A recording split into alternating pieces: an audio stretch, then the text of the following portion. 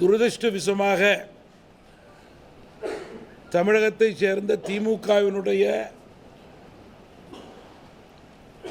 ஒரு முக்கிய தலைவர், இன்றைக்கும் பதவியில் இருக்கின்ற ஒரு அமைச்சர் ஒரு மதத்தை பற்றி பொறுப்பற்ற முறையிலே கீழ்த்தரமான அருவருக்கத்தக்க முகம் சுளிக்கும் வகையிலே பொது மேடையிலே பகிரங்கமாக பேசியிருப்பது தமிழகத்திற்கு அவமானம். அவரை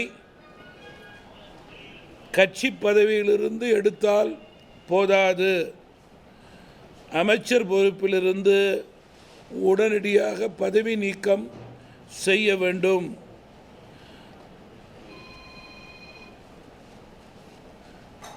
அப்படி நீக்கவில்லை என்றால் திமுக அரசும் அதனை சார்ந்த தலைவரும் அவரை ஆதரிப்பதாக அர்த்தம். ஒரு மதத்தை கொச்சைப்படுத்துவதை சம்மதம் என்று கூறுவதும் உண்மையாகிவிடும்.